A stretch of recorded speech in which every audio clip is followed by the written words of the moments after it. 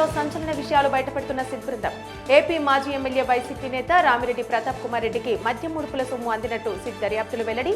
పలు జిల్లాలోని నియోజకవర్గాల వైసీపీ అభ్యర్థులకు ఈ సొమ్ము చేరినట్టు సమాచారం. ఉపరాష్ట్రపతి పదవికి జగదీప్ ధన్కడ్ రాజీనామాపై AP deputy CM Pawan Kalyan స్పందన. మీ పదవీ కాలంలో ఉపరాష్ట్రపతి పదవి గౌరవాన్ని అచంచలమైన నిబద్ధతతో నిలబెట్టారంటూ ఎక్స్లో వెల్లడి.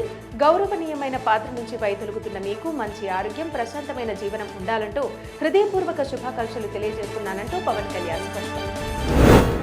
మాజీ మంత్రి వివేకా హత్య కేసులో తదుపరి దర్యాప్తు అవసరమా లేదా చెప్పాలంటూ సిబిఐని ఆదేశించిన సుప్రీంకోర్టు. దాని ఆధారంగా నిందితుల బెయిళ్ల రద్దు మంజూరు పిటిషన్లపై విచారణ చేపడతామంటూ స్పష్టం. తదుపరి విచారణను ఆగస్టు 8వ తేదీన చేపట్టనున్నట్టు సుప్రీంకోర్టు వెల్లడి. కడప జిల్లా కేంద్ర కారాగారంలో మొబైల్ ఫోన్లు సరఫరా చేస్తున్నారనే ఆరోపణలు రావడంతో జైలు సిబ్బందిపై సస్పెన్షన్ వేటు. డిప్యూటీ సూపరింటెండెంట్తో పాటు మరో 3 జైలు వార్డెన్లను ఉన్నతాధికారులు సస్పెండ్. ఈ మేరకు ఉత్తర్వులు జారీ చేసిన జైళ్ల శాఖ డీజీ. పోలవరం ప్రాజెక్టు పనులు ప్రారంభించి 6 నెలలు గడుస్తున్నా ఇంకా ముందుకు సాగని అడుగులు. నాణ్యత విషయంలో విదేశీ నిపుణుల బృందం అనేక సిఫార్సులు చేసిన అమలు దిశగా సాగని పనులు. కేంద్ర జలశక్తి శాఖ కూడా ఈ విషయంలో పట్టుపడుతున్నా చలనం లేకపోవడం గమనార్హం.